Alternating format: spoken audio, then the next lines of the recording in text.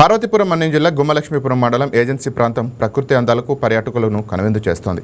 ఎత్తైన గిరిశిఖరాలు, దట్టమైన అడవులు, జలపాతాలు, సాయంత్రం వేళల్లో అలముకుంటున్న పొగమంచు ఇవన్నీ కలిసి ఊటీని తలపించేలా ప్రత్యేక ఆనందాన్ని తీసుకొస్తున్నాయి. ప్రత్యేకంగా తోట, గోరిట, తాడికొండ జలపాతం, కూషా జలపాతం వంటి ప్రాంతాలకు రాష్ట్రంలోని వివిధ ప్రాంతాల నుంచి పర్యాటకులు పెద్ద సంఖ్యలో తరలివస్తూ ప్రకృతి సోయగాలను ఆస్వాదిస్తున్నారు.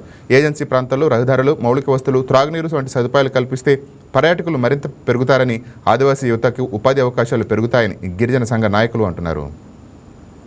ఈ మధ్య కాలంలో పార్వతీపురం మన్యంలో ఏజెన్సీ ప్రాంతాలకు సంబంధించి ఎక్కువగా టూరిజం అనేది డెవలప్ అవుతుంది.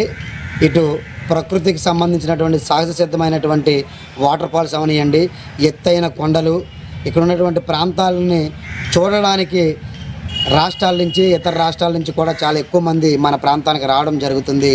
అయితే సినీ ప్రముఖులు కూడా ఈ ప్రాంతానికి వచ్చి కొన్ని సన్నివేశాలను కూడా చిత్రీకరించే స్థాయికి మన ప్రాంతం వెళ్ళడం చాలా శుభపరిణామం.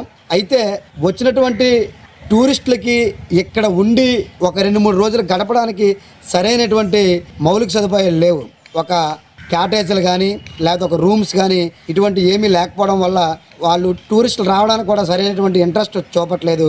కేంద్ర రాష్ట్ర ప్రభుత్వాలు ఈ యొక్క పర్యాటక ప్రాంతానికి ప్రత్యేకించి అటు అరకు, పాడేరు, అలాగే లంబసింగి ప్రాంతాల్లో ఏ విధంగా అయితే ప్రభుత్వమే ఒక క్యాటేజీల రూపంలో నిర్మించి అద్దెకిస్తున్నాయో అలా ఇచ్చినట్లయితే ఇక్కడ ఉన్నటువంటి స్థానిక యువకులకి, ఇక్కడ ఉన్నటువంటి ప్రజలకి కూడా ఉపాధి కలగడంతో పాటు ఈ ప్రాంతం కూడా ఎంతో అభివృద్ధి చెందుతుంది. ఈ మధ్య కాలంలో ఇట గుమ్మలక్ష్మీపురంలో చూసుకుంటే ఇటు తాడికొండ, మొగనాలి వాటర్ ఫాల్స్ కానీ, కుసా ప్రాంతంలో కొన్ని వేల సంవత్సరాల నుంచి ఉన్నటువంటి శివాలయంకి, అలాగే అక్కడ ఉన్నటువంటి మంచి వాటర్ ఫాల్స్ కూడా ఈ మధ్య కాలంలో ఎక్కువ మంది అక్కడికి రావడం జరుగుతుంది. రావడానికి వెళ్ళడానికి టైం సరిపోతుంది తప్ప ఇక్కడ ఉండి ఒక రోజు 2 రోజులు గడపడానికి ఒక క్యాటేజీ లాంటివి కట్టి చేస్తే ఇక్కడ ఉన్నటువంటి స్థానిక యువతతో పాటు పర్యాటకులకు కూడా ఎంతో బాగుంటుందని చెప్పి